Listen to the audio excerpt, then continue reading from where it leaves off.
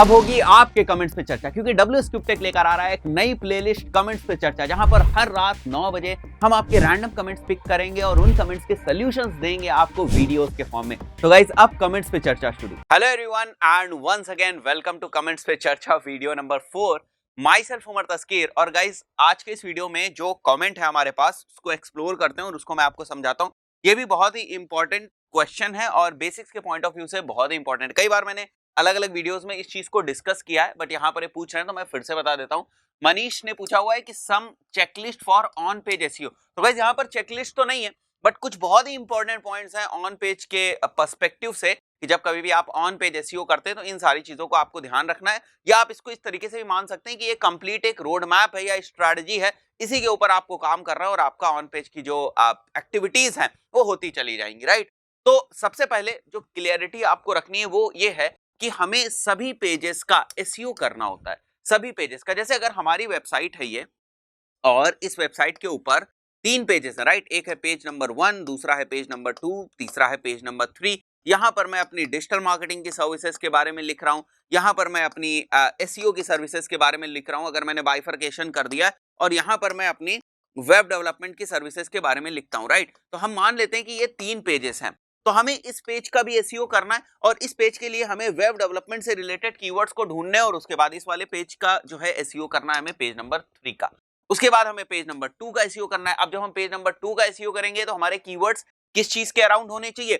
Search engine optimisation की service के around होने चाहिए। इसी तरीके से जब हम लोग पेज नंबर 1 का एसईओ करने जाएंगे तो यहाँ पर हम लोग जिन कीवर्ड्स को फोकस करेंगे या जिन कीवर्ड्स के अराउंड अपने कंटेंट को रैप करेंगे, क्रिएट करेंगे, वो कीवर्ड्स हमारे डिजिटल मार्केटिंग स्ट्रेटजी के अराउंड होंगे या digital marketing services, to be very precise.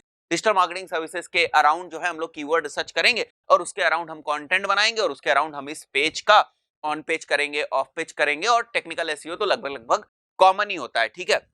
तो कहने का क्या मतलब है कि इस पेज का अलग एसईओ करना है, इस पेज का अलग एसईओ करना है, इस पेज का अलग एसईओ करना है। तो हमें ये बात स्टार्टिंग में ही क्लियर होनी चाहिए कि हम पेजेस वाइज एसईओ करते हैं, चाहे ऑन पेज की बात हो रही हो, चाहे ऑफ पेज की बात हो रही हो, चाहे होम पेज की बात करी हो। जब हम वेबसाइट बोलते हैं तो एक्चुअली हम रिफर कर रहे होते हैं अपने होम पेज को। जैसे अगर हम बात करें WSCubeTech.com की, तो अगर आप WSCubeTech.com खोलेंगे तो एक पेज आपको लोड होता दिखेगा, वो है हमारा होम पेज। तो जब कभी भी हम एसईओ करते हैं और जब हम अपने ऑफ पेज के एफर्ट्स या ऑन पेज के एफर्ट्स उस WSCubeTech.com पेज के लिए करते हैं तो केवल हमारा फोकस उस स्पेसिफिक पेज के ऊपर होता है। उसके बाद हमारे बड़े सारे इंटरनल अंदर पेजेस होते हैं, उनमें हम क्या सर्विसेज प्रोवाइड कर रहे हैं, किस टाइप की ट्रेनिंग प्रोवाइड कर रहे हैं, क्या कंटेंट हम लिख रहे हैं, किन टाइप के कीवर्ड्स के ऊपर हम रैंक करना चाहते हैं, उसके अराउंड हम वहां पर कंटेंट डेवलप करते हैं और उसके अराउंड उन इंडिविजुअल पेजेस का अलग अलग हम लोग एसईओ करते हैं। जब अलग अलग पेजेस का एसईओ की बात होगी तो हर एक पेज का ऑन पेज भी अलग होगा, ऑफ पेज भी अलग होगा और टेक्निकल एसईओ तो एज अ होल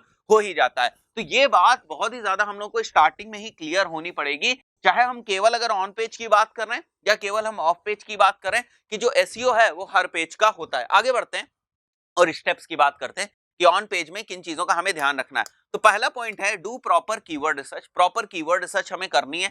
हम फ्री टूल्स को भी यूज कर सकते हैं, हम पेड टूल्स को भी यूज कर सकते हैं, हम कॉम्पिटिटर्स की रिसर्च करके भी कीवर्ड रिसर्च कर सकते हैं, बट जो बेसिक्स हैं कीवर्ड रिसर्च करने के वो नहीं बदलते हैं। आपको ढूंढना है हाई सर्च वॉल्यूम, ऐसे कीवर्ड जिनका सर्च वॉल्यूम ज्यादा हो, ठीक है, और जिनके ऊपर कंपटीशन लो हो। आपको ऐसे कीवर्ड्स ढूंढना है और उन कीवर्ड्स के अराउंड जो है फिर आपको सर्च इंजन ऑप्टिमाइजेशन करना है या ऑन पेज की स्ट्रेटजी है वो डिवाइस करनी है। ट्रैफिक डिवीजन को भी आपको बहुत ध्यान समझना है। जैसे मैं आपको एक छोटा सा एग्जांपल बताता हूं, आपको चीजें क्लियर हो जाएंगी। मान के चलते हैं किसी कीवर्ड का आपने देखा कि मंथली जो एवरेज सर्च वॉल्यूम है वो 1000 है, तो क्या 1000 का ट्रैफिक आपकी वेबसाइट के ऊपर आ जाएगा अगर वो रैंक कर जाए? नहीं, ऐसा नहीं होता है। क्यों?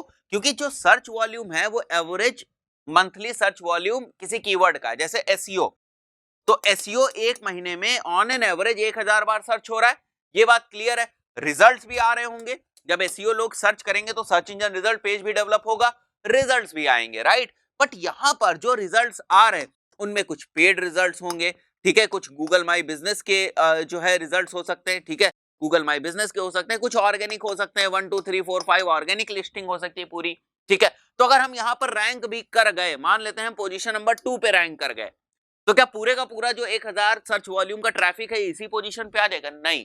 तो हमें ये भी समझना होगा कि ये कीवर्ड या ये क्वेरी जो यूजर कर रहा है इसमें कितना ट्रैफिक जो है पेड की तरफ चला जाता होगा, कितना ट्रैफिक जो है Google my business local listing की तरफ चला जाता होगा, कितना ट्रैफिक फर्स्ट 5 में डिवाइड होता होगा, कितना बाद में, मतलब एक अजम्पशन, ये क्लियरिटी नहीं कही जा सकती बट एक अजम्पशन जरूर लग सकता है ना। तो ये चीजें भी हमें कंसीडर करनी होती हैं। तो हमें प्रॉपर कीवर्ड रिसर्च करनी है, बेसिक्स नहीं भूलने हैं। कीवर्ड रिसर्च में कोई ऐसे बहुत ही भारी भरकम चीज नहीं होती। अगर आपके बेसिक्स स्ट्रांग है तो प्रॉपर आप हाई सर्च वॉल्यूम वाले कीवर्ड्स को पिक करोगे, जिनका कंपटीशन लो है उन कीवर्ड्स को पिक करोगे। लॉन्ग टेल कीवर्ड्स को रैंक कराना थोड़ा इजी होता है क्योंकि काफी स्पेसिफिक होते हैं, तो इंटेंट, हायर इंटेंट वाला ट्रैफिक भी आपके पास आता है और इनको रैंक कराना भी इजी होता है क्योंकि इनके ऊपर उतना ज्यादा कंपटीशन नहीं होता है।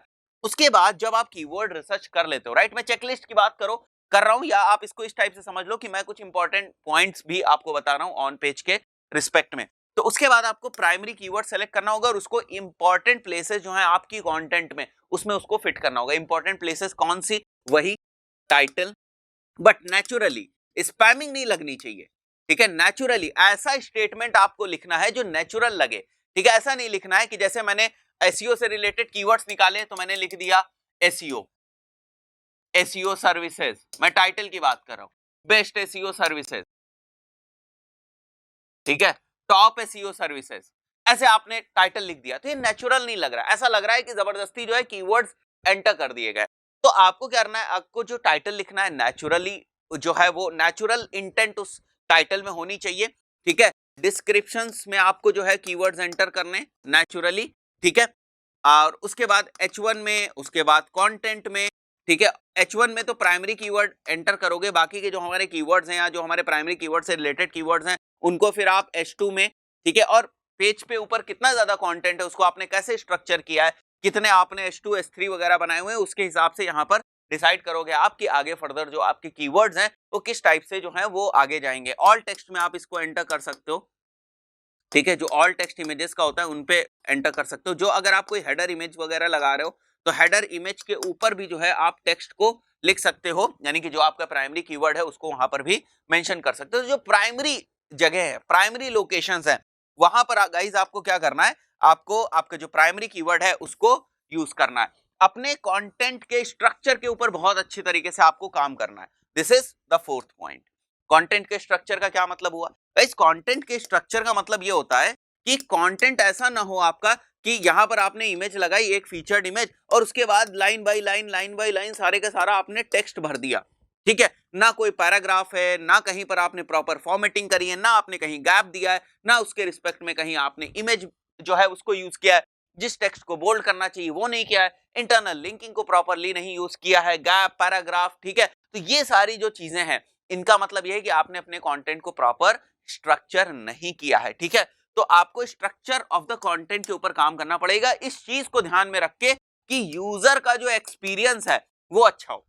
मतलब आप खुद इस तरीके से सोचो कि अगर मैं इस पेज के ऊपर आऊंगा तो क्या मैं पूरा कंटेंट पढ़ूंगा, क्या मैं 2 लाइन के बाद मुझे हेडिंग दिखनी चाहिए, उसके बाद मुझे पैराग्राफ ब्रेक दिखना चाहिए, उसके बाद एक पैराग्राफ हो, 4-5 लाइन का कंटेंट हो, उसके बाद फिर से कुछ ब्रेक हो, कुछ हेडिंग्स हो, सब हेडिंग्स हो, स्ट्रक्चर हो, राइट।